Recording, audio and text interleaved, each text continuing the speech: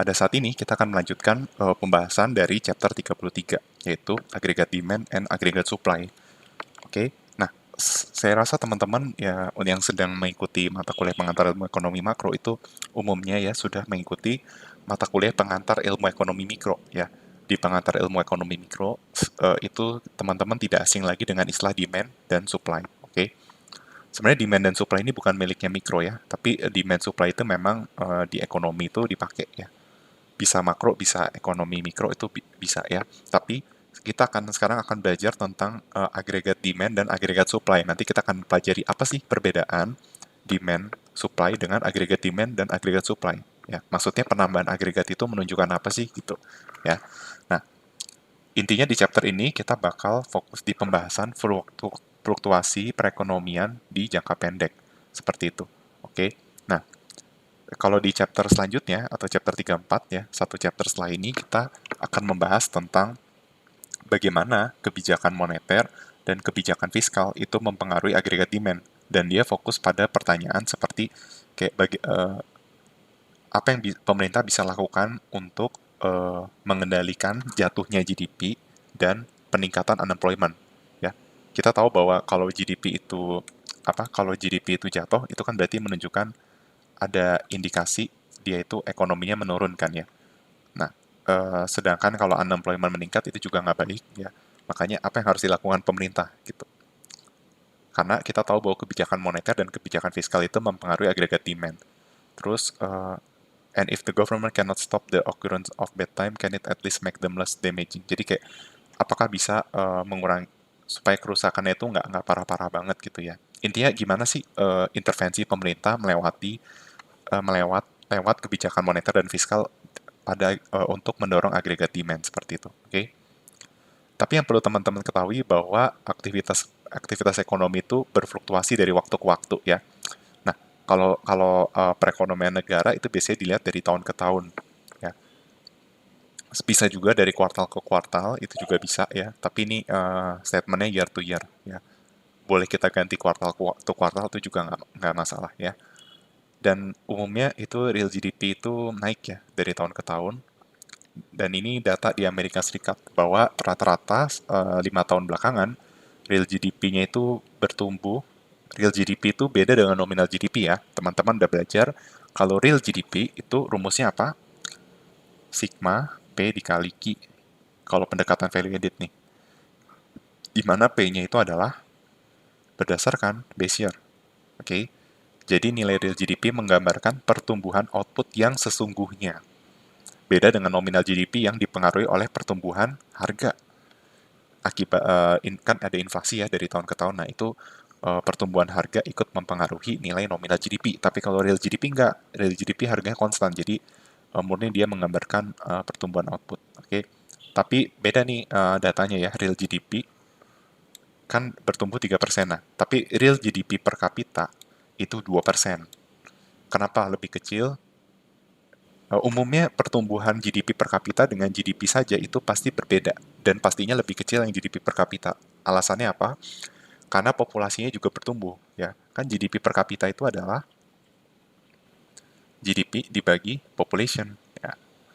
Nah, populationnya kan nggak konstan. Kalau populationnya nggak berubah, ya growth growth di GDP sama dengan growth GDP per kapita. Nah, masalahnya populasi ikut bertumbuh, gitu.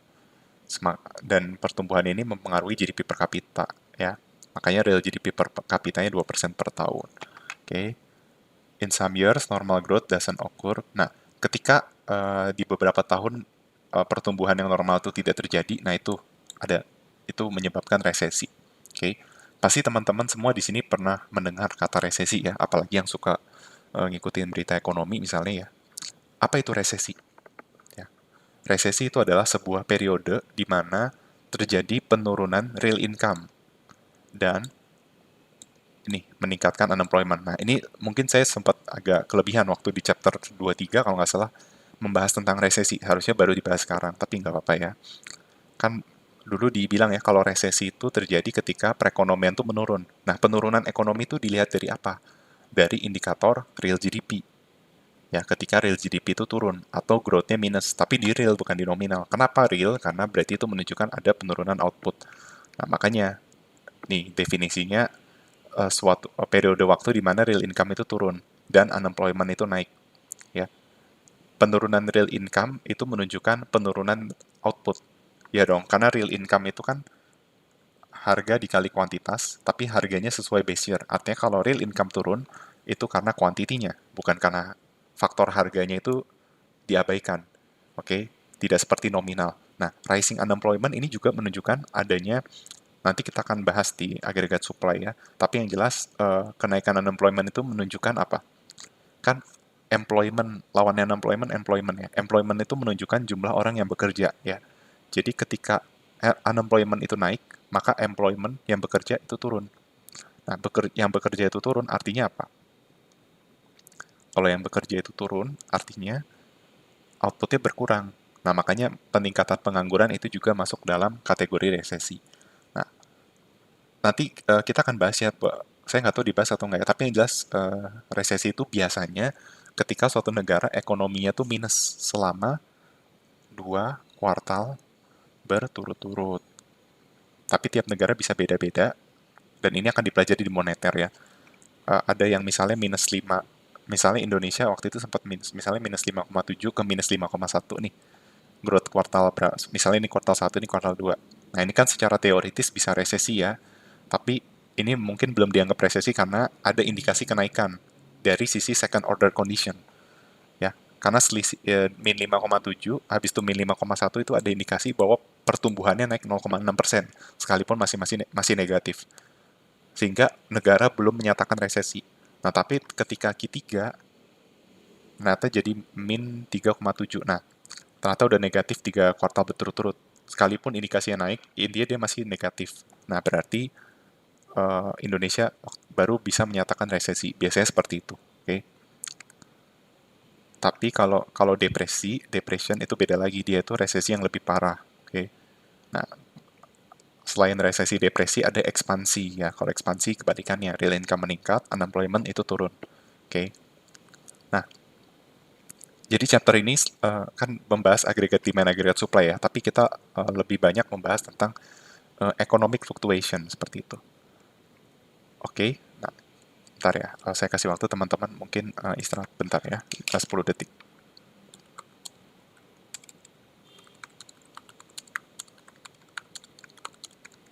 Oke, okay, nah lanjut ya. Nah ini, tadi teman-teman udah sempat baca ya, 3 kunci fakta tentang fluktuasi ekonomi ya. Fluktuasi ekonomi itu sifatnya tidak beraturan, irregular, and unpredictable, tidak dapat diprediksi. Nah, fluktuasi di dalam perekonomian itu biasanya disebut dengan siklus bisnis atau business cycle. Oke, okay? Lalu yang kedua, uh, banyak dari variabel makroekonomi itu berfluktuasi secara simultan atau together, secara bersamaan. Nah, ketika output itu jatuh, unemployment itu meningkat. Oke, okay? Nah, kita bahas dari key pertama dulu ya, bahwa resesi dimulai dari puncak hingga ke jurang gitu ya, dan panjangnya bisnis cycle itu bisa diukur dengan waktu ya, dari one peak and the next, the time between one stroke and the next, seperti itu. Nah ini contohnya, jadi bisa beda-beda kondisinya, tapi ini contohnya di Amerika itu dari tahun 45 sampai 2009, atau ini kalau secara runtut waktu berarti Indonesia dari era kemerdekaan sampai reformasi 10 tahun ya, kira-kira ya, 11 tahun reformasi itu ada 11 siklus di US. Oke, okay? Dan rata-rata resesi itu 11 bulan, average ekspansinya 59 bulan, dan average cycle-nya 70 bulan. Jadi siklusnya, satu siklus tuh kira-kira 7 bulan lah ya panjangnya. Ini info tambahan aja ya, tapi di buku kayaknya nggak ada. Oke. Okay. Nah, tapi teman-teman mungkin sering dengar ya, oh resesi itu biasanya tiap 10 tahun sekali. Ya, makanya kayak waktu itu kan 98 resesi. Terus 2008 sempat resesi tapi bisa dikendalikan. Nah, makanya waktu waktu masuk 2018 orang tuh udah pada waspada nih, bentar lagi resesi. Eh, apakah kita bisa menggunakan patokan rule of thumb 10 tahun? Sebenarnya nggak salah juga kalau kita menggunakan rule of thumb, oh nanti 10 tahun kemudian kemungkinan resesi nih. Karena itu namanya siklus bisnis wajar kan. Nah, tapi masalahnya bukan berarti dia harus pas 10 tahun gitu. Ya, sebenarnya gini, di dunia ini kan ada banyak hal yang berpola, tapi ingat tidak ada yang benar-benar pasti. Pola sendiri kalau kita belajar time series itu ada pola yang beraturan, ada yang tidak beraturan. Kalau tren itu kan jelas banget beraturan, dia naik, upward atau downward gitu kan kalau tren. Nah, terus ada juga cyclical gitu ada ya, ada juga yang irregular yang nggak beraturan atau random, benar-benar random walk gitu. Jadi kita nggak bisa pegangan 10 tahun. Contohnya kayak wabah aja. Kalau teman-teman tahu ya, wabah itu diprediksi di dunia ini setiap 100 tahun sekali. Tapi bukan berarti dia persis setiap 100 tahun kan. Bisa aja 120 tahun kemudian baru wabah. Bisa juga 90 tahun baru ada wabah. Jadi nggak harus pas 100 tahun, tapi itu kayak sebagai gambaran aja gitu. Oke. Jadi nggak salah juga sih kita bilang kayaknya tiap 10 tahun biasanya resesi itu nggak salah. Tapi sifatnya tidak pasti gitu ya. Oke. Nah, ini kita bisa lihat bahwa di Amerika resesi itu tahun 80 sama 82 ya. Cuma 2 tahun jaraknya. Tapi kita bisa lihat bahwa di tahun 91 sampai 2001, yang 10 tahun ini malah nggak ada resesi. Oke, di Amerika. Nah, teman-teman kalau misalnya lihat data-data seperti ini, teman-teman harus tahu misalnya kayak shaded area itu apa maknanya ya. Oke, nah biasanya yang shaded area ini ada keterangannya nih, biasanya keterangannya itu adalah ketika ngalami resesi gitu ya. Dan kita bisa lihat ketika ngalami resesi nih, real GDP-nya cenderung turun ya. Tuh, cenderung turun. Oke, seperti itu. Ini menggambarkan real GDP gitu ya.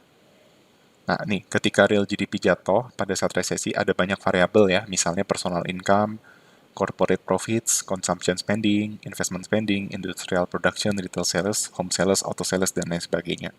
Oke. Okay. However, investment fluctuates a lot more than other variable. Ya, investment yang paling berfluktuasi ya dari variabel-variabel lain. Terus terus ini gambaran tentang investment spending ya. Kita bisa lihat tadi kan investment spending itu lebih berfluktuasi. Nah, coba bandingkan sama real GDP. Oke, okay. Real GDP-nya ini ya, tuh, turunnya nggak gitu banyak lah ya istilahnya ya. Tapi sebenarnya ini skalanya kan tiap 1000 ya. Tapi intinya dia dia kayak kalau kita lihat nih secara polanya dia itu hampir GDP itu ibaratnya kalau di time series bisa kita bilang tren gitu ya. Tren artinya dia slope apa kecenderungannya dia naik terus gitu. Kalau ini nggak bisa dibilang tren nih, agak agak sulit. Ya bisa juga sih dibikin trending, tapi kita bisa lihat dia kurang cocok di trending sepertinya karena fluktuasinya cukup ini ya jauh-jauh nih, naik turunnya jauh-jauh. Oke, okay?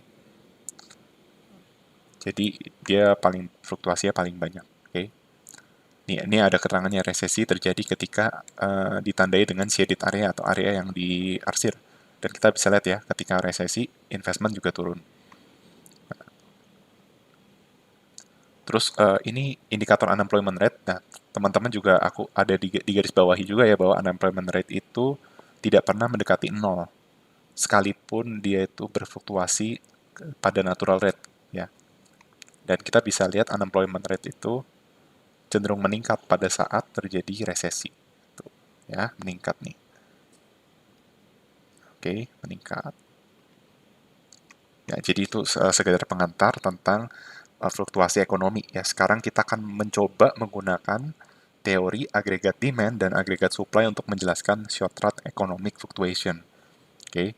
Nah, sebelum memasuki pembahasan tentang short run economic fluctuation, ada beberapa asumsi dari classical economics yang perlu teman-teman ketahui dari beberapa chapter sebelumnya ya, seperti chapter 25 yang membahas tentang production on growth atau GDP yang tergantung dari faktor-faktor apa saja. Terus teman-teman harus tahu saving investment ya. Lalu tentang unemployment ya.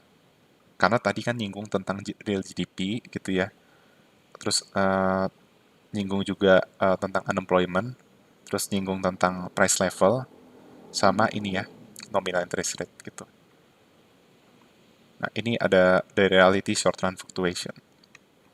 Ya, para ekonom percaya bahwa di long run theory yang kita sudah pelajari di chapter sebelumnya itu tidak menjelaskan short run fluctuation.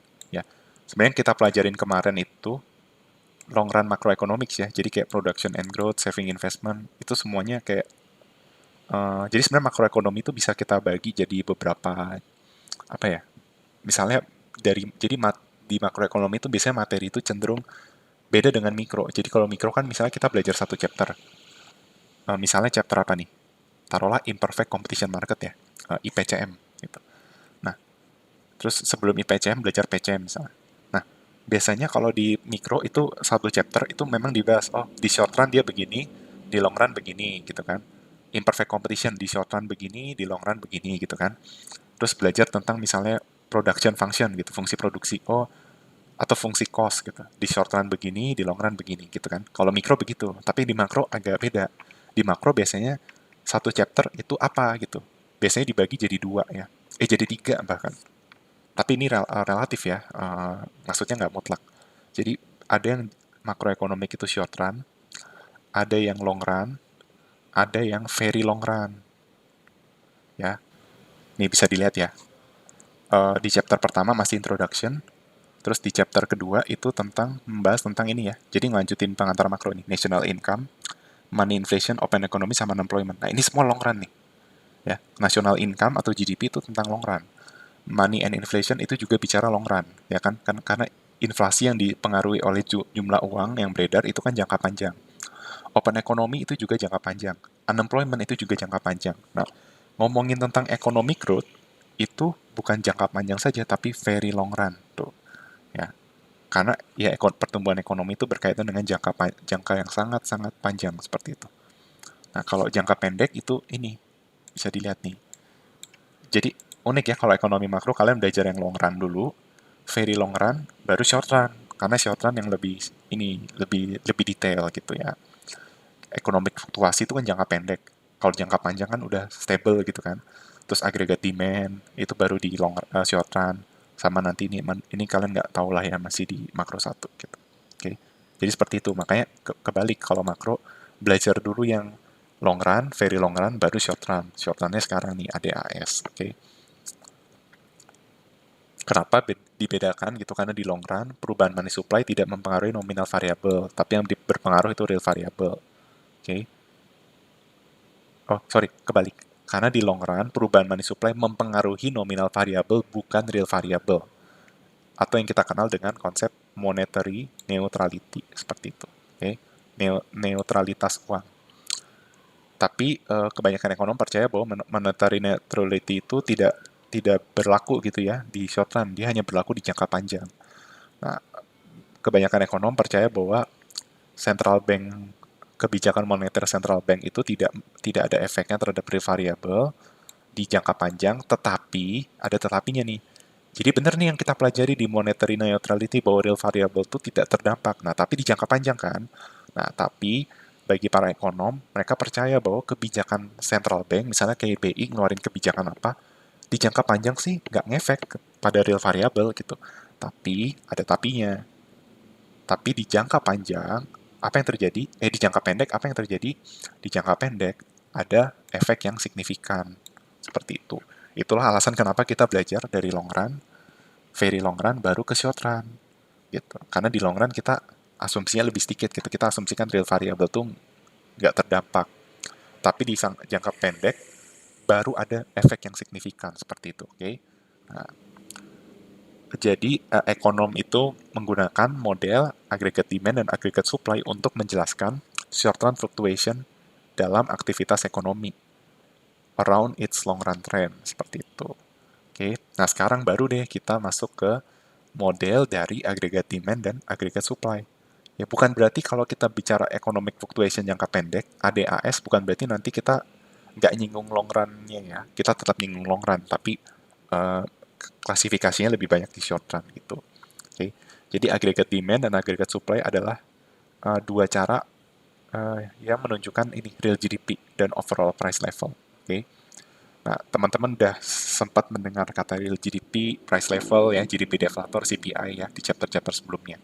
Nah, teman-teman mesti tahu bahwa aggregate demand curve itu menunjukkan apa sih? Dulu kita belajar demand ya, demand di mikro kita belajar demand, misalnya demand for mango gitu. Artinya permintaan terhadap mangga. Ya. Pertanyaannya, kurva demand for mango itu menggambarkan demand for apple nggak? Nggak dong, karena dia hanya menunjukkan demand for mango gitu kan. Tapi kalau agregat demand itu enggak. Clue-nya itu kan agregat, artinya secara menyeluruh, secara keseluruhan. Nah, apa saja keseluruhannya? Nah, keseluruhannya adalah tentang market value dari final goods and services di domestik. Nah, karena ini buku acuannya USA, jadi semua barang yang made in USA itu masuk ke dalam agregat demand-nya USA. Tapi kalau di Indonesia berarti yang made in Indonesia yang masuk ke dalam agregat demand di Indonesia, gitu ya. Seperti itu. Nah, apa saja sih komponen agregat demand? Nanti kita akan, kalau nggak salah akan dibahas ya. Nah, nanti dibahas ya. Saya nggak bahas sekarang lah ya, biar nggak ini. Nanti saya akan jelaskan apa aja agregat demand. Tapi saya kasih ini dulu ya. Eh, Saya kasih bocorannya dulu bahwa sebenarnya agregat demand itu menunjukkan GDP. Ya, jadi GDP yang kalian pelajari selama ini itu adalah agregat demand.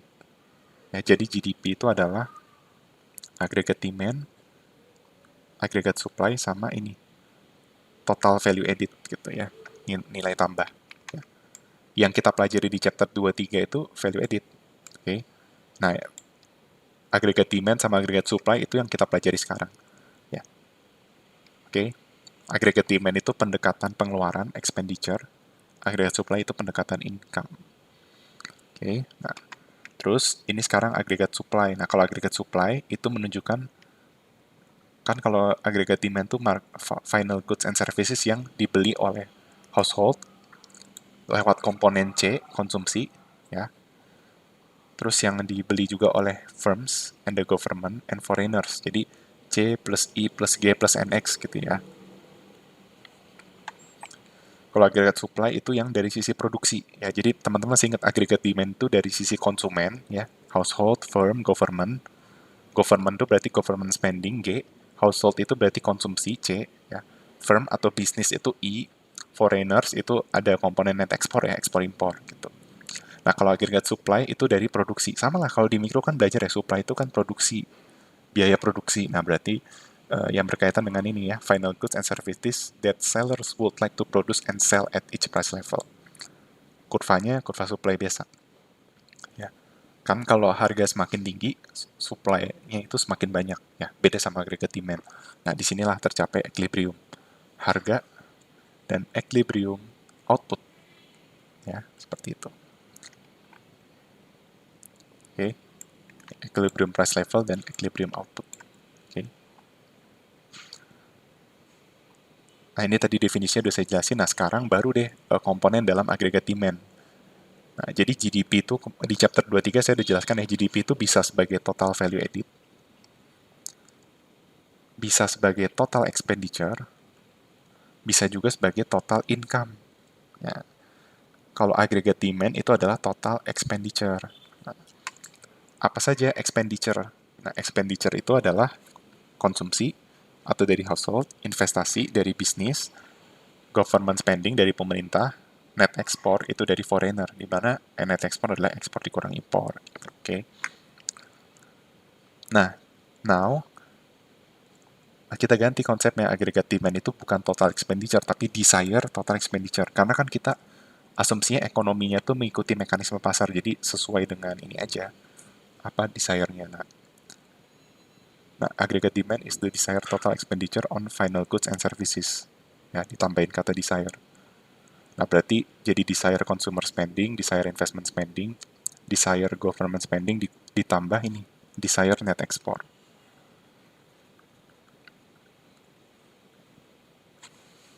Nah, terus kan teman-teman tahu ya, kurva demand itu kurvanya negatif gini ya. Nah, agregat demand itu juga negatif seperti ini. Nah, pertanyaannya kenapa sih agregat demand curve itu stopnya downward? Ya, di chapter sebelumnya kita udah nginterpretasin tuh komponen C, I, G, N, X itu sebagai aktual level dari konsumsi, investasi, government purchase, and net export. Nah, sekarang kita kan bakal menginterpret si komponen-komponen ini bukan sebagai aktual level, tapi sebagai desired level. Ya, jadi konsumsi yang diinginkan, investasi yang diinginkan, government spending yang diinginkan, dan net export yang diinginkan. Oke, nah kenapa kurva AD itu stopnya itu downward? Karena kita bisa bilang bahwa ketika harga jatuh, maka ya, ketika price level itu jatuh, maka goods and services yang diminta itu semakin banyak. Ya, ini mengikuti hukum the law of demand. Ya, sehingga kurva agregat demand itu slope-nya negatif. Ya, saya tegaskan lagi, agregat demand itu komponennya ada C, I, G, dan NX. Oke, jadi seperti itu. Nah, terus ini ada sekedar appendix ya, sekedar tambahan aja. Nah, kalau di mikro, kita belajar bahwa demand curve itu kan individual commodity ya. Jadi misalnya demand for ice cream gitu ya. Itu slope-nya juga downward. Kenapa? Karena ada substitution effect dan income effect. Nah, saya hanya mereview. Jadi substitution effect itu artinya dampak perubahan harga barang lain terhadap barang tersebut kan. Jadi permintaan ice cream bakal turun kalau harga barang lain itu turun. Ya, ada substitute-nya misalnya. Contohnya frozen yogurt. Terus income effect itu berarti real income berubah gitu ya. Ketika dia merasa lebih kaya gitu kan. Ketika real income-nya naik, dia mau beli es krim lebih banyak gitu. Nah, tapi di kurva AD curve ini kan yang diukur overall price level ya, bukan cuma price satu komoditas. Maka kalau seandainya all price decrease, apa yang terjadi kalau semua harga barang itu jatuh? Asumsikan jatuhnya itu efeknya sama, maka nggak ada substitution effect gitu. Nggak ada substitution effect. Income effect ada. Ya, artinya gini, ketika apa? Ketika harga barang-barang jatuh semuanya, eh, mereka akan merasa lebih kaya ya, income effect-nya naik. Tapi ya real income-nya dia naik sehingga dia membeli lebih banyak. Nah, tapi substitution effect-nya itu sama sekali nggak ada. Kenapa? Ya karena semuanya jatuh gitu. Jadi dia mengonsumsi lebih banyak karena ya real income-nya dia naik gitu. Bukan karena faktor harga barang lain. Jadi intinya di AD curve itu nggak ada substitution effect, itu nggak ada. Karena kalau kalau penurunan harga di AD di kurva AD ya, ini bukan berarti menunjukkan misalnya kan agregat demand tuh komponennya CIGNX, jadi nggak bisa kita bilang oh harga kerupuk turun, agregat berarti menggambarkan price itu turun. Enggak, kan harga barangnya keseluruhan kayak gitu ya. Jadi kalau harga turun berarti semuanya tuh turun gitu. Sehingga itu jadi inkonsisten untuk apa berbicara tentang perubahan agregat demand ketika kita mengasumsikan income itu nggak berubah karena agregat income itu harus equal dengan agregat demand seperti itu. Sehingga income effect itu tidak bisa diaplikasikan ke dalam perekonomian secara agregat seperti itu. Oke. Nah, sekarang kita bakal menjelaskan mengapa agregat demand itu kurvanya itu slope-nya downward. Ya, selain dari pendekatan ini, kita juga belajar ada 3 hal ya kenapa kurva agregat demand itu slope-nya downward. Ya. Yang pertama itu the wealth effect atau efek kekayaan, di mana ketika harga barang lebih rendah, maka konsumsi itu akan meningkat. Terus ada interest rate effect, ya, yang menunjukkan bahwa a lower price level itu akan, ya interest rate itu kan kalian tahu ya kurva interest rate ya. Jadi kalau interest rate-nya semakin tinggi, investment semakin rendah. Tapi kalau interest rate-nya semakin rendah, investasinya semakin tinggi. Nah gitu. Nah exchange rate effect juga sama. Ya, ketika real exchange rate turun, ekspornya bakal naik gitu. Makanya ini tiga efek yang menjelaskan kenapa aggregate demand curve itu downward ya. Kan komponennya C, I, G, NX gitu. Nah ini kita udah bahas bedah C, I sama NX-nya gitu ya. Dari sisi wealth effect itu berarti kekayaan household, konsumen berarti C-nya. C itu akan naik kalau harga barang turun, I bakal naik kalau interest rate-nya turun, NX itu bakal naik kalau exchange rate-nya turun gitu. Intinya ada hubungan yang berbanding terbalik antara wealth dengan komponen aggregate demand, yaitu C, interest rate dengan I, exchange rate dengan NX. Ya, sehingga lower price level itu bakal menaikkan aggregate demand sebagai resultnya. Oke. Okay. Nah, ketika seluruh barang itu jatuh harganya, maka purchasing power atau purchasing power of consumer monetary wealth itu naik seperti itu. Nah, apa yang terjadi ketika kemampuan mereka membeli itu meningkat? Nah, itu akan menyebabkan pengeluaran untuk konsumsi itu meningkat. Oke. Okay. Karena mereka punya kemampuan beli itu meningkat sehingga ketika harga barang jatuh, ini menjelaskan wild effect ya. Ketika konsumsi naik kan harga jatuh, konsumsi naik. Nah, berarti kan AD GDP sama dengan AD itu sama dengan C plus I plus G plus NX ya. Nah, asumsikan ini konstan, maka kalau ini naik, maka ini juga naik. Oke. Nah, cuma ini ada kontroversi dari Wild Effect. Jadi, kayak, uh, mungkin nggak sih Wild Effect itu tidak terpenuhi teori ini? Nah, kan kita tahu ya tadi kalau di teori sebelumnya, kalau harga turun, kan kemampuan konsumen membeli barang tuh naik. Nah, berarti harusnya konsumsi naik. Nah, konsumsi naik, agregat demand harusnya naik. Gitu. Nah, tapi ternyata ya ketika ketika harga itu turun, sebenarnya orang-orang yang misalnya ada penjual nih, yang dia tuh minjem uang ke debtors gitu ya. Nah, dia itu sebenarnya dengan harga barang turun, berarti kan dia itu kemampuan apa ya? Kemampuan dia untuk membayar itu kan bakal berkurang gitu. Ya. Sehingga si konsumsi konsumsi dia itu bakal berkurang seperti itu. Nah, sehingga peristiwa ini menyebabkan ketika harga turun, konsumsi juga turun. Nah, makanya bisa aja ketika harga turun, dari sisi lain itu konsumsi juga ikut turun, konsumsinya si debtors gitu. Ya, ketika harga turun, konsumsinya itu bisa turun. Makanya karena alasan ini, seorang ekonom yang bernama Paul Krugman, ya ini ahli ekonomi internasional, pernah berargumen bahwa kurva AD itu bisa upward. Ya, jadi dia nggak harus downward, tapi dia juga bisa suatu saat itu upward. Kalau seandainya penurunan konsumsinya itu signifikan, ya, karena kan komponen konsumsi dalam GDP itu cukup gede ya, lebih dari setengahnya gitu. Jadi bisa aja kalau harga turun, konsumsinya juga turunnya drastis, nah agregat demandnya juga downward, agregat demandnya jadi upward. Karena kan kalau harga turun, konsumsi turun, harga naik, konsumsi naik. Tapi ini relatively ya, hanya kondisi-kondisi tertentu gitu ya. Nggak selalu terjadi. Umumnya seperti ini, wild effect. Ya, kalau harga turun, harusnya konsumsi secara keseluruhan itu naik gitu. Oke. Okay. Nah, sekarang kita akan membahas tentang interest rate effect. Jadi sebenarnya ini lebih membahas tentang komponen-komponen di agregat demand ya. Nah, tadi kalau interest rate effect tadi saya sudah jelaskan ya. Kalau interest rate-nya lebih rendah, investment lebih tinggi. Nah, investment lebih tinggi berarti AD-nya naik. Ya, misalnya ini konstan, konstan, konstan, ini naik, berarti nanti AD juga naik. Nah, terus kalau exchange rate effect ya, misalnya real exchange rate itu turun. Ya, ini masih berkaitan dengan chapter di open economy ya.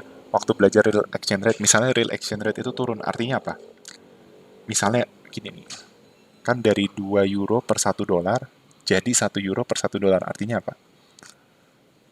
Ini kan nominalnya ya. Berarti misalnya real exchange rate dari 2 ke 1 deh ya. Artinya apa? Artinya 2 unit, misalnya domestiknya US,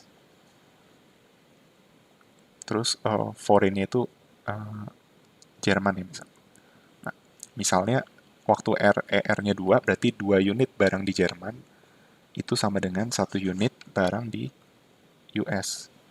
Nah, ketika real exchange rate-nya jadi 1 misalnya, jadi 1 unit barang di Jerman sama dengan 1 unit barang di US. Artinya apa? Artinya dengan apa? Berarti ada kenaikan harga di negara Jerman kan?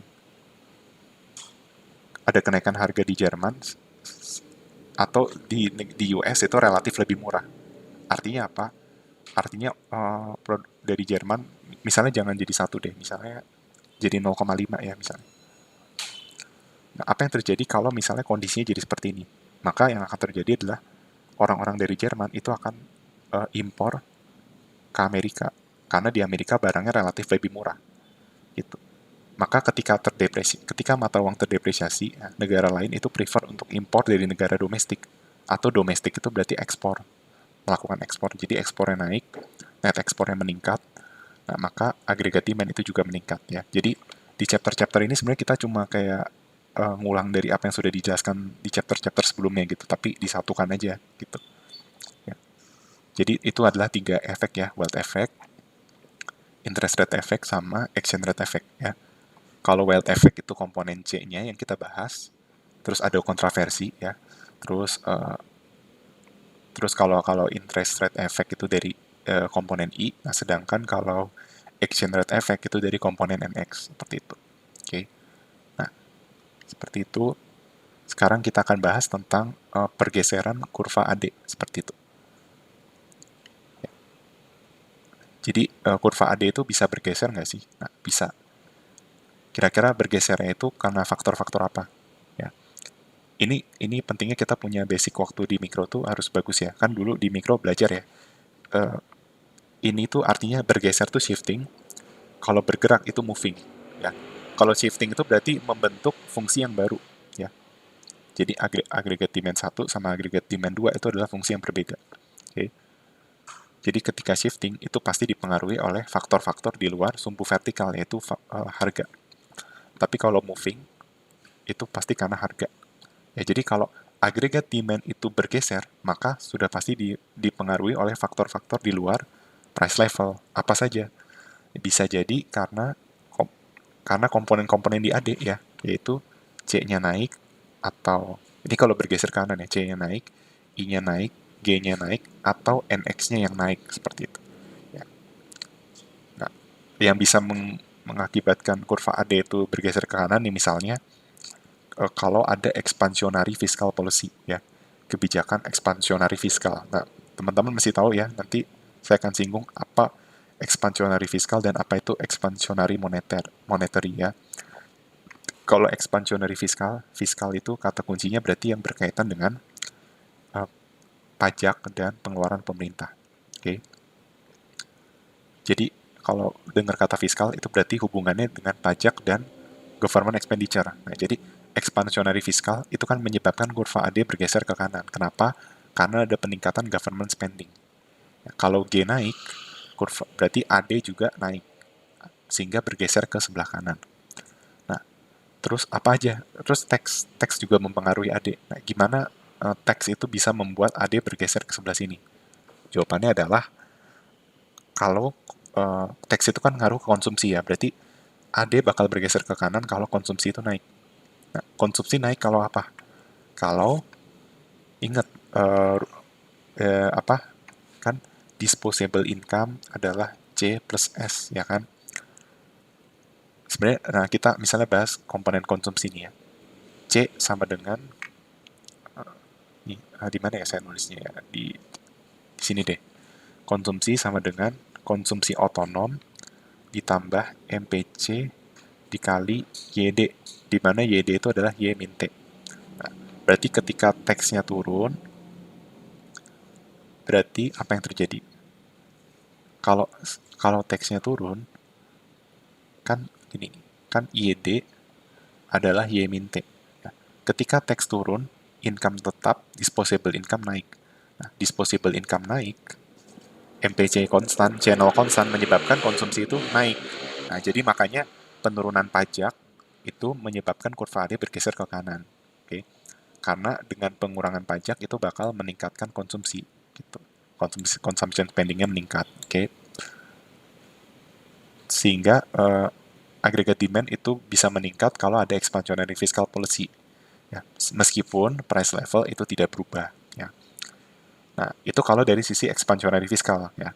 Diingat-ingat aja komponen GDP kan ada C, I, G, NX. Nah, tadi kita udah bahas expansionary fiscal ya. Berarti fiskal itu komponen G sama komponen T. T itu ada di C. Nah, sekarang kita singgung ini, expansionary monetary policy. Nah, kalau moneter berarti berkaitan sama bank sentral ya.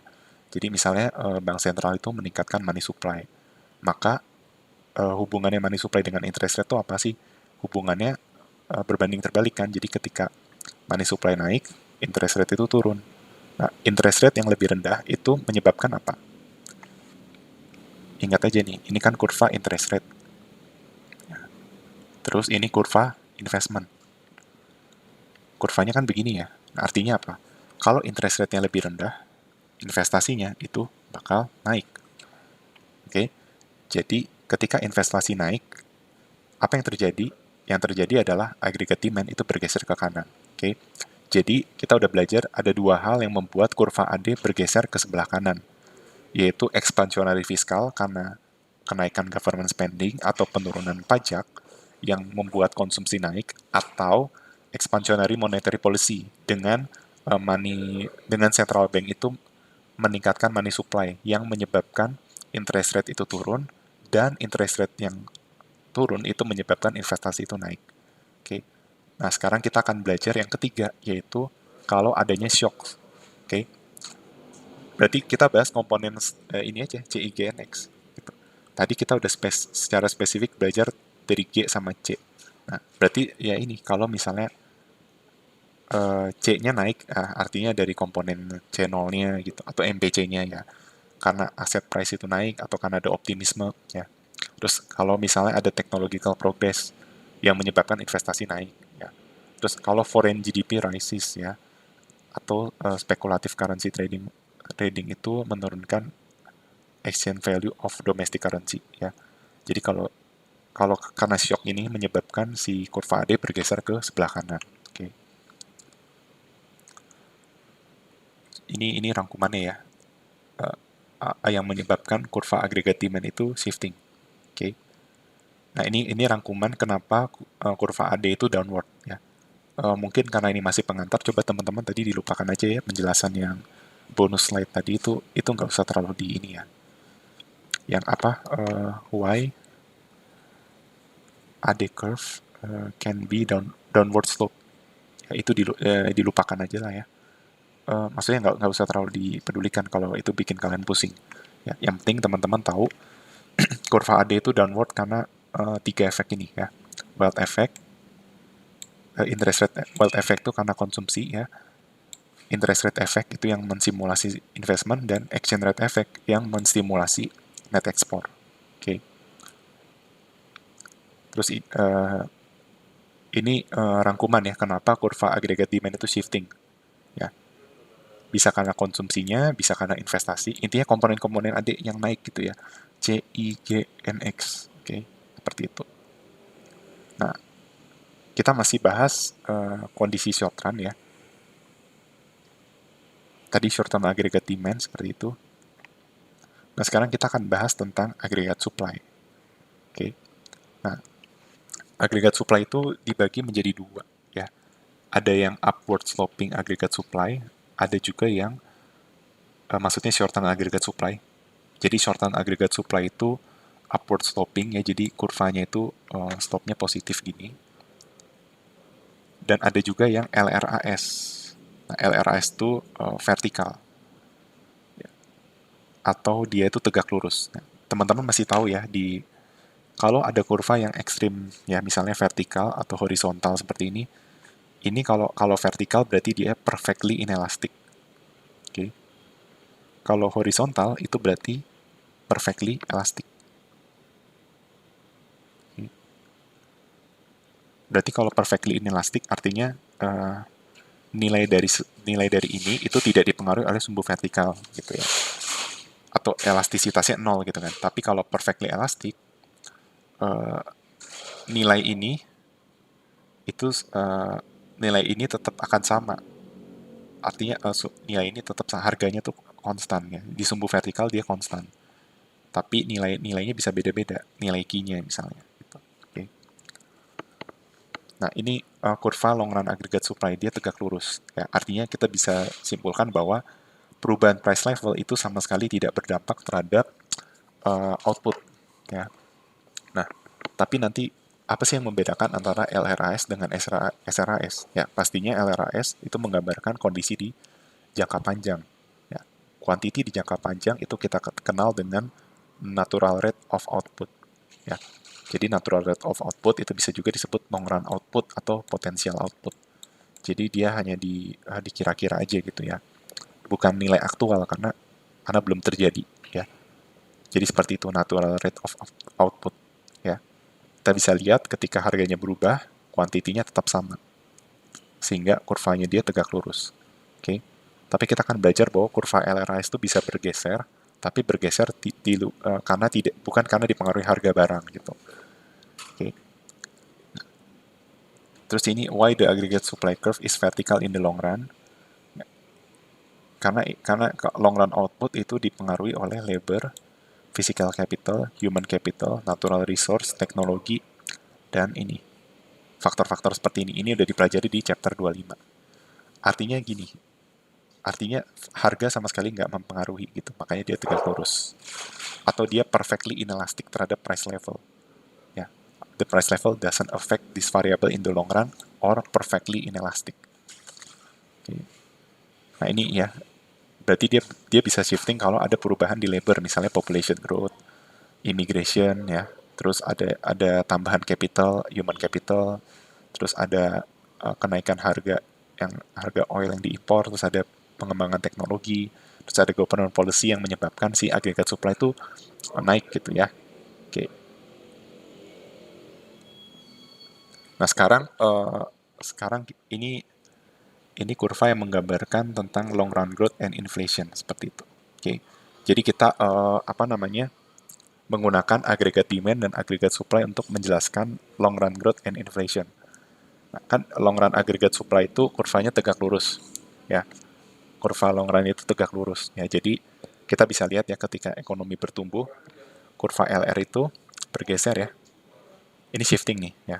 Shiftingnya tegak lurus juga, oke. Nah, kurva AD itu juga bergeser, oke. Tapi agregat demand itu apa namanya? Dia itu downward sloping. Nah, kita bisa lihat apa yang terjadi ya. Di jangka panjang ya, agregat demand sama agregat supply itu sama-sama naik ya. Kan ini juga menggambarkan bahwa kan agregat demand itu harus sama dengan agregat supply. Karena GDP sama dengan AD sama dengan AS. Nah, ini kita punya kurva AD, ini kita punya kurva agregat supply jangka panjang. Ya, pertama-tama kondisinya LRAS 80, AD 80. Terus LRAS 90, AD 90, LRAS 2000 dan AD 2000. Oh ya, kalau agregat demand itu nggak mengenal jangka pendek jangka panjang ya. Yang jangka pendek jangka panjang tuh cuma agregat supply. Oke. Nah, ini kita bisa lihat bahwa dengan mereka bergeser terus yang terjadi ini ya, kita baca dari yang pertama nih, di jangka panjang technological progress itu menggeser kurva LRAS. Nah, makanya LRAS itu bergeser. Nah, terus yang kedua, eh, kenapa kurva AD bergeser? Kan kalau dari tadi udah dijelasin nih, misalnya LRAS 80 ke LRAS 90 itu bergeser karena adanya technological progress. Nah, terus pertanyaannya kenapa kurva AD bergeser? Jawabannya ini, adanya pertumbuhan money supply. Ya kan money supply itu menstimulasi, money supply kan uang yang beredar, berarti dia menstimulasi si agregat demand kan. Ketika money supply naik, agregat demand juga naik. Nah, makanya agregat demand itu bergeser ke sebelah kanan atas. Maka yang terjadi apa? Meningkatkan output. Ya dong, karena misalnya dari sini ke sini, equilibrium 1 dengan equilibrium 2. Maka apa yang terjadi? Yang terjadi adalah outputnya naik. Nah, kalau outputnya naik, apa yang terjadi? Kan keseimbangan output naik. Nah, keseimbangan harga juga naik. Nah, kenaikan harga inilah yang akhirnya menjelaskan adanya inflasi. Ini menjelaskan bahwa di jangka panjang output meningkat, inflasi juga terjadi gitu ya. Atau inflasi yang bukan inflasi meningkat, inflasinya tetap terjadi. Yang meningkat itu level harganya, oke. Okay? Inflasinya tetap ada seperti itu. Oke. Okay? Jadi seperti itu ya. Itu alasan mengapa kita belajar makro tuh chapternya semua bertahap ya. Mulai dari kenapa kita belajar money growth and inflation dulu ya, karena salah satunya kita aplikasikan juga di sini gitu ya. Oke. Okay. Nah, sekarang kita baru belajar tentang short run aggregate supply ya, curve atau kurva agregat supply di jangka panjang. Di jangka pendek, peningkatan level price itu mempengaruhi market value dari final goods and services. Jadi kalau di jangka panjang tadi kan level level harga barang itu tidak mempengaruhi agregat supply kan. Nah, tapi di jangka pendek, short run agregat supply itu terpengaruh ya. Seperti itu. Oke. Kenapa? Kita bisa lihat kalau di jangka pendek ketika harga turun, maka kuantitas supply itu juga akan turun seperti itu. Oke. Nah, yang menjelaskan hal ini itu ada 3 teori. Tadi kalau aggregate demand itu kan ada wealth effect, ada interest rate effect, sama exchange rate effect. Nah, kalau di aggregate supply itu ada 3 teori yang menjelaskan kenapa sih kurva agregat supply itu di jangka pendek slope-nya upward. Ya, selain dia memang karena supply itu kan upward gitu, tapi kenapa upwardnya gitu kalau aggregate supply? Nah, itu karena sticky wedge theory, sticky price theory, dan misperception theory. Nanti kita akan jelaskan satu persatu ya habis ini. Tapi teman-teman juga tahu ya, uh, ini ada sebuah persamaan ya bahwa quantity di jangka pendek. Jadi kan teman-teman mungkin kalau ada yang penasaran gitu kan kan nilai di jangka panjang itu kan bukan nilai aktual ya. Nilai di jangka pendek itu kan nilai aktual karena sedang terjadi. Di jangka panjang itu kan nilai yang diprediksi ya. Expected lah ya kita nyebutnya, bukan predicted. Nah pertanyaannya, nilai yang di-expect ini dapatnya dari mana sih gitu. Jadi kita tuh bisa dapat nilai jangka panjang tuh dari mana sih? Kayak mungkin teman-teman kan penasaran gitu kan ada tuh natural rate of unemployment. Kan itu di jangka panjang gitu. Kok kita bisa expect nilai itu gitu? Kita bisa predik nilai itu. Nah, dari mana aslinya? Nah, ini ada rumusnya nih.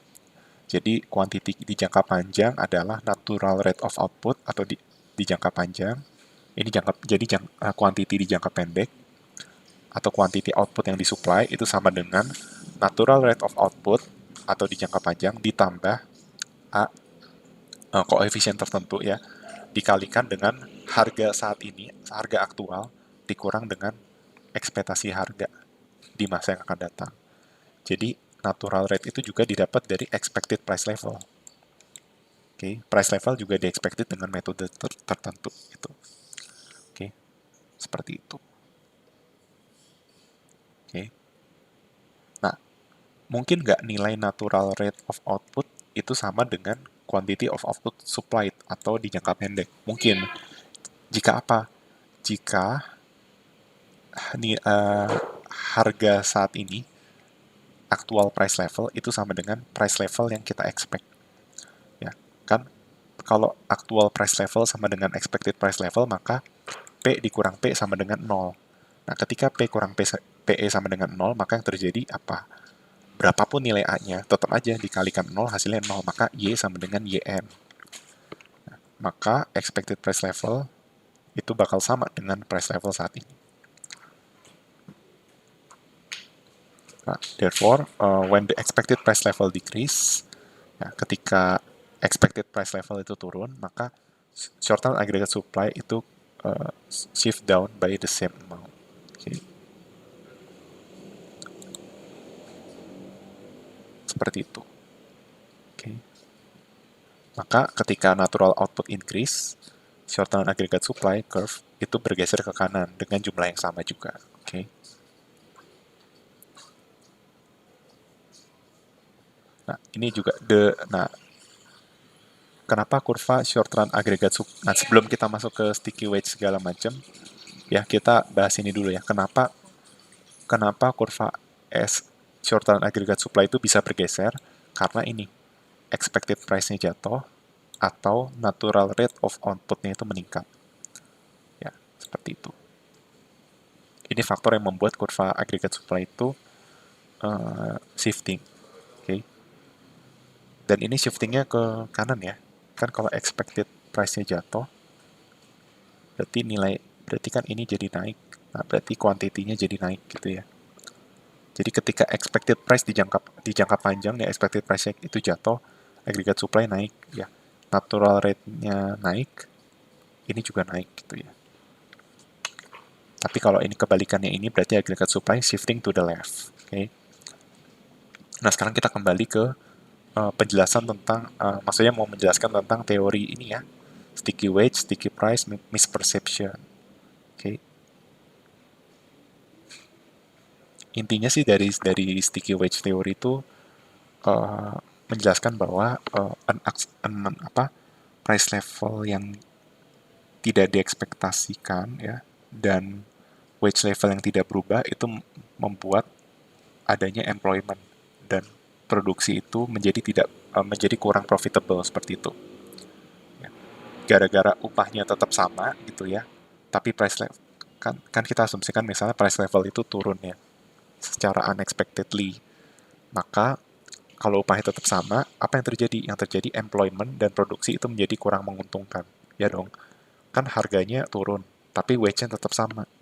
Berarti penerima kan profit sama dengan total revenue kurang total cost kan. Apa yang terjadi kalau total revenue-nya itu, apa yang terjadi kalau price level turun? Nah, TR itu kan P kali Q ya, berarti TR-nya turun, nah, TC-nya tetap sama karena wage-nya nggak naik. Maka profitnya bakal turun. Gitu. Oke. Sehingga ini menyebabkan ini, quantity of good itu turun, termasuk service supply dan worker kehilangan pekerjaannya. Oke.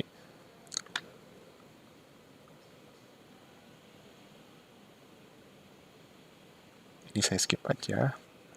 Nah, sekarang sticky price theory. Kalau sticky price theory ya, eh, beberapa perusahaan eh, tidak bisa mengubah harga ya, may be unable to change their prices in response to changing economic condition ya. Jadi mereka tidak bisa mengubah harga merespon pada perubahan kondisi ekonomi ya. Kenapa?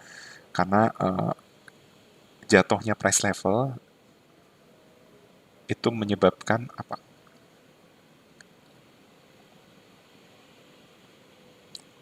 Karena jatuhnya price level secara unexpected ya, such firm with high price relative to other firm that can quickly adjust their prices.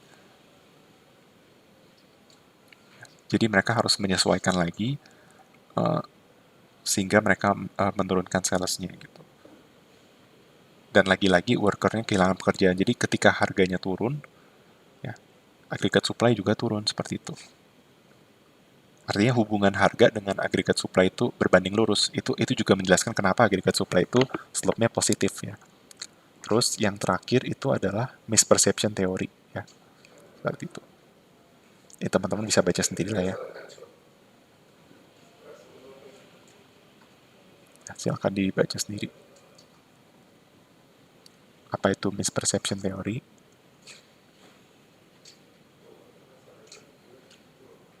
Suppose an overall decline in demand reduce all prices. Maka petani gandum itu hanya melihat bahwa harga gandum itu telah jatuh dan mereka terus tetap percaya bahwa harga dari yang mereka beli itu tidak berubah. Ya, jadi karena mispersepsi aja sih. Sehingga ini jadi gini, ceritanya apa namanya demand-nya itu turun gitu ya, menurunkan harga. Maka dia melihatnya harga gandum itu jatuh. Padahal sebenarnya kan kalau harga gandum jatuh karena agregat demand-nya juga jatuh, sebenarnya harga input itu juga jatuh kan. Tapi mereka mikirnya gara-gara harga barangnya jatuh, mereka nggak ngelihat harga inputnya kan sebenarnya jatuh juga gitu. Harusnya kan produksinya tetap sama gitu. Paham nggak? Kan gini-gini. Kan misalnya demand itu jatuh, ya demand itu menjatuhkan harga. Berarti harga barang jualnya, misalnya harga gandum itu turun kan. Kalau si teris paribus harga gandum turun, supply itu harusnya turun. Nah, padahal harga inputnya kan ikutan turun. Jadi sebenarnya biarpun revenue-nya turun, bisa aja cost-nya itu kan juga turun gitu. Dan mungkin profitnya bisa konstan gitu. Nah, tapi karena mereka udah nganggep bahwa weight price-nya itu harga outputnya itu turun, tanpa dia melihat harga inputnya itu juga turun, maka mereka nge-expect bahwa mereka tuh banyak kehilangan gitu. Jadi nggak less profitable lah gitu. Mereka malah nganggep bahwa sebenarnya harga input itu unchanged. Mereka ekspektasinya harga input itu nggak berubah. Nah, makanya si workernya itu jadi less attractive. Ya, mereka mengurangi produksinya. Makanya disebut misperception theory. Nah, ketika ini diulang terus-menerus, maka output itu bakal jatuh. Sehingga karena misperception theory, ya, itu menyebabkan ini penurunan harga terhadap output itu menurunkan si quantity gitu. Oke. Okay? Jadi ini rangkumannya lah ya tentang kenapa short term aggregate supply itu slope-nya upward ya. Yang pertama sticky wage theory ya, unexpectedly low price level itu meningkatkan real wage yang menyebabkan firm itu meng-hire pekerja lebih lebih sedikit dan memproduksi quantity goods and services lebih kecil gitu ya. Terus kalau sticky price theory itu gara-gara unexpectedly low price level leave some firm with higher than desired price. Sehingga mereka memutuskan kalau harganya jatuh ya mereka akan mengurangi produksi gitu. Karena tadi kalau harganya jatuh, biaya produksinya sama, ya itu kan berarti mereka less profitable. Nah, terus misperception theory juga, ya, some supplier mereka berpikir bahwa harga harga relatifnya itu jatuh, gitu. Padahal bisa jadi jatuh di output tapi di input itu enggak. Ya. Apa? Jatuh di output di inputnya juga gitu, sehingga mereka juga mengurangi produksi, ya, akibat misperception theory. Oke. Okay? Nah, terus ini yang bisa membuat kurva agregat supply itu shifting. Kalau teman-teman ingat, ya, apa aja komponen agregat supply itu sebenarnya ini ya, R plus I plus P plus W ya. Jadi, rent, berarti ini berkaitan dengan capital, interest, itu berarti berkaitan dengan capital juga, ya, P, profit, W itu wages. Wages itu berarti kaitan sama labor ya. Jadi, kenapa kurva agregat supply short run itu bisa bergeser? Itu karena adanya ini, perubahan di labor. Ya, jadi ada perubahan di labor atau perubahan capital, perubahan natural resources, perubahan teknologi, atau perubahan expected price level. Oke. Kalau mau ngafalnya gampang, intinya sih ini komponen produksi semua lah ya. Kan komponen produksi itu yang paling sederhana capital labor ya. Tapi kita bisa tambahin jadi ini.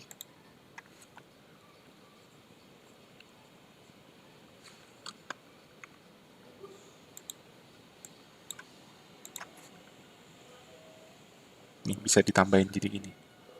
Jadi fungsi produksi itu adalah dipengaruhi oleh capital, labor, natural resource, sama teknologi. Ya, di mana teknologi itu ada di komponen total factor productivity. Gitu. Expected price level itu nanti kaitannya sama yang persamaan tadi nih. Persamaan yang mana ya? Yang ini nih. Expected price level itu sekalipun expected price level itu untuk menghitung natural rate of output juga, tapi expected price level itu mempengaruhi quantity of output supplied in the short run atau di jangka pendek. Itu alasan kenapa expected price level itu juga mempengaruhi kurva agregat supply di jangka pendek atau menggeser kurva short run di jangka pendek. Oke. Okay. Kita lanjutin tentang dua penyebab economic fluctuation. Oke. Okay. Sekarang kita fokus di long run equilibrium, short run equilibrium after a disturbance ya. Terus readjustment to a new long run equilibrium after the disturbance. Oke. Okay. Nah, sekarang kita gabungkan nih kurva short run aggregate supply, long run aggregate supply dengan aggregate demand. Oke. Okay. Kalau short run equilibrium. Jadi dari pertemuan ketiga kurva ini kita bisa mendapatkan kondisi equilibrium nih. Ya. Ini equilibrium harga, ini adalah natural rate of output equilibrium. Oke. Okay. Jadi kondisi ini tercapai kalau ketiga kurva bersinggungan. Oke. Okay. Terus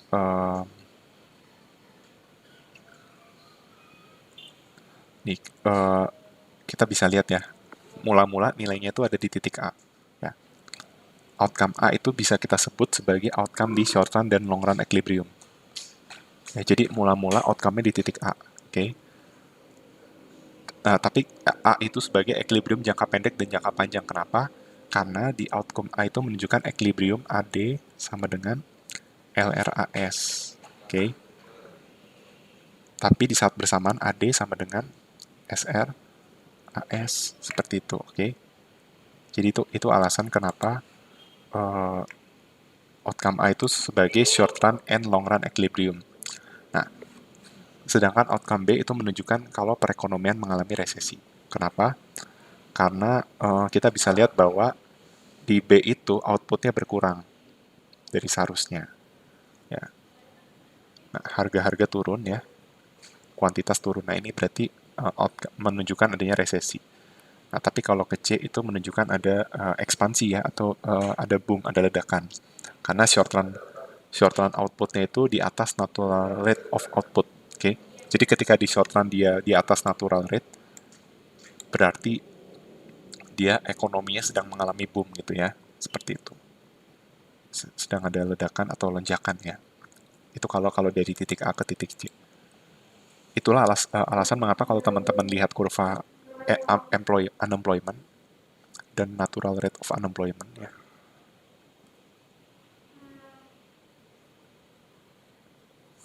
itu teman-teman bisa lihat bahwa nilai nilai unemployment itu bisa di bawah natural rate of unemployment. Ya ini kalau perekonomiannya lagi boom gitu. Tapi kalau lagi resesi udah pasti unemployment itu di atas jauh natural rate of unemployment seperti itu. Oke. Okay?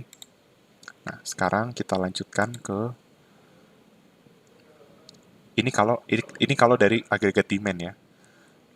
Ini kalau dari agregat supply. Jadi kalau kalau resesi itu AD-nya bergeser ke kiri, menunjukkan adanya pengurangan output kiri bawah. Nah, kalau AS itu ke kiri kiri kiri atas ya. Jadi kurva AS bergeser ke kiri itu indikasi dari resesi. Nah, bedanya AD bergeser ke bawah kiri bawah dan AS ke kiri atas tuh apa sih? Sebenarnya persamaannya sama-sama key-nya turun ya. Kita bisa lihat bahwa key-nya itu turun. Tapi yang membedakan adalah kalau AD turun, itu harga juga turun karena daya beli kan turun gitu. Makanya harga-harga turun. Nah, tapi kalau di AS beda. Kalau di AS harga itu naik, menunjukkan peningkatan cost kan kurva supply itu menunjukkan cost of production kan.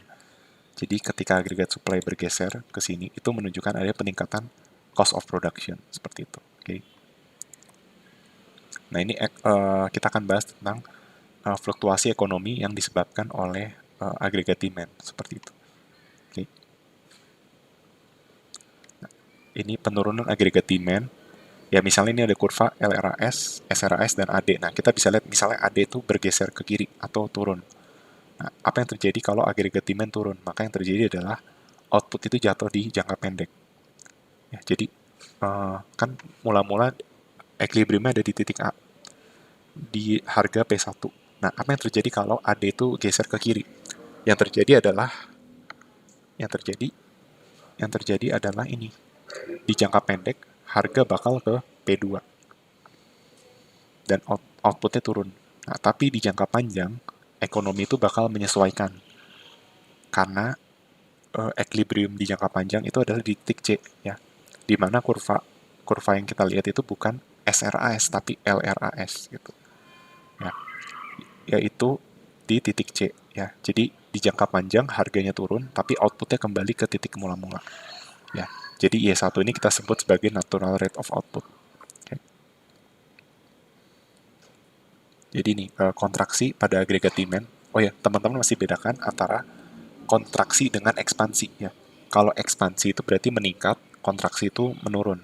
Oke. Okay? Nah, kontraksi di agregat demand itu menyebabkan resesi. Makanya output itu jatuh ke Y2. Nah, kontraksi di AD itu temporary sifatnya ya. Sehingga si kurva AD itu bakal balik lagi ke AD1 dan resesi itu bakal berakhir dan perekonomian itu bakal kembali ke long run equilibrium. Ya, yaitu ke titik dari titik C ke titik A juga. Oke. Okay. Nah, bagaimana kalau kontraksi di AD itu permanen? Nah, ini kita belajar nih. Kalau kontraksi AD1 ke AD2 permanen, maka kedua kemungkinan adalah pemerintah nggak akan kasih intervensi atau government melakukan expansionary fiscal policy dan expansionary monetary policy untuk nge-push AD itu. Jadi kan asumsinya gini, kalau di jangka panjang dari AD1 ke AD2 kan awalnya di titik C ya. Nah, tapi nanti di jangka panjang AD itu bisa ke AD1 lagi. Jadi harganya di level semula. Nah, tapi bagaimana kalau seandainya dia permanen di AD2? Jadi dia tetap di titik C, dari titik C nggak kembali ke titik A. Nah, makanya si pemerintah bakal mendorong supaya AD2 ini geser ke AD1. Kenapa? Karena kalau di titik C itu memang benar outputnya jadi di sini natural rate udah ideal. Nah, masalahnya harganya jadi di P3, mula-mula P1. Padahal kita mau balik lagi ke P1 kan. Nah, berarti si AD-nya harus digeser ke sebelah kanan supaya ada di titik A equilibriumnya atau P-nya itu di level P1 seperti itu. Nah, Itulah kalau misalnya pemerintah melakukan intervensi. Nah, kalau tidak ada intervensi pemerintah, ini yang terjadi. Ya, kalau tidak ada intervensi pemerintah, maka teman-teman bisa baca ya, perekonomian bakal stay di level B gitu. Dan nanti dia akan menyesuaikan nih. Ya, equilibriumnya bakal menyesuaikan sendiri sesuai mekanisme pasar.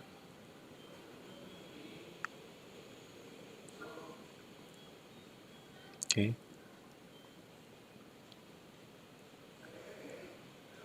Nih, tanpa intervensi pemerintah, agregat demand turun, uh, output di jangka pendek turun, terus uh, waktu tertentu nanti short run agregat supply-nya bergeser ke kanan. Jadi bedanya kalau kalau nggak ada intervensi pemerintah, kalau intervensi pemerintah tuh misalnya contohnya kebijakan fiskal itu misalnya government expenditure-nya naik gitu ya.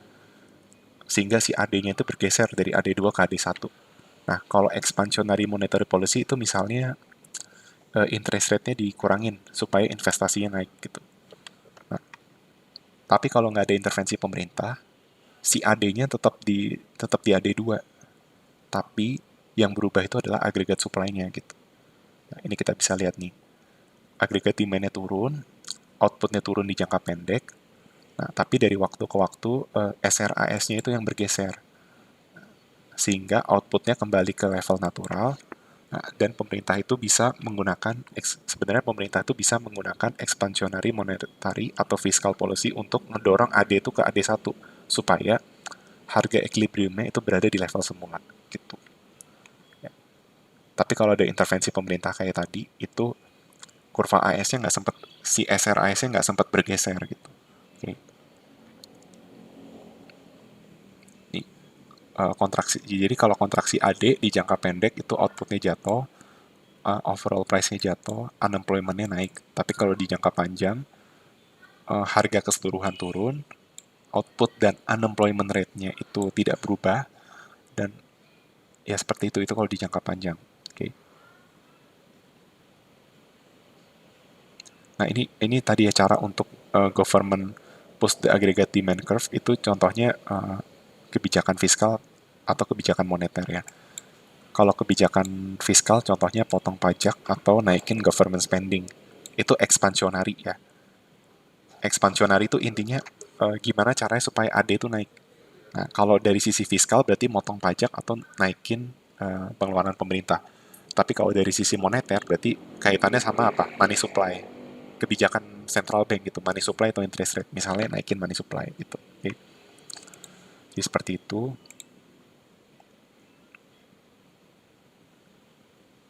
Dia intervensi pemerintah bisa ngebalikin lagi kontraksi di agregat demand seperti itu. Nah, ini studi kasus di apa namanya? Di tahun 2008 ya. Jadi kita bisa lihat bahwa ketika resesi itu perubahan real GDP-nya turun drastis ya, seperti itu. Ini saya skip aja lah ya. Ini kondisi waktu Perang Dunia Kedua.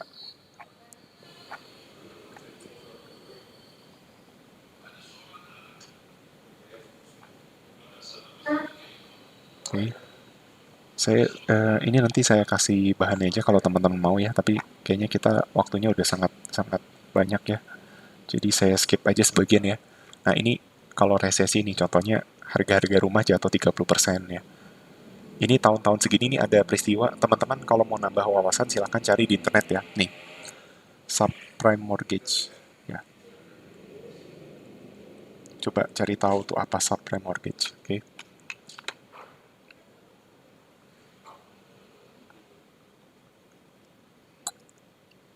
Saya skip aja. Nah, yang saya mau singgung tadi kita udah nyinggung soal fluktuasi ekonomi ya. Nah, tapi fluktuasi di agregat supply itu berbeda sama fluktuasi di agregat demand ya. Apa perbedaan fluktuasi di agregat demand dan fluktuasi di agregat supply? Saya gambarkan kurvanya. Ya, jadi ini gambar agregat supply biasa ya. Kebalik, agregat demand, agregat supply, SRAS gitu ya. ini agregat demand, ini SRAS. Nah, misalnya kan intinya fluktuasi itu bisa macam-macam ya. Misalnya saya bikin fluktuasi di demand, jadi AD-nya turun. Apa yang terjadi? Output turun, terus apa? Harga bakal turun, ya kan? Tapi kalau fluktuasinya di SRAS, apa yang terjadi?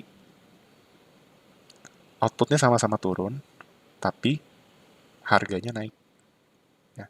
Kalau fluktuasi di agregat demand, output itu turun, tapi si harga itu uh, turun, merespon dari daya beli yang berkurang. Tapi kalau di short run di agregat supply, output turun, harga naik gitu.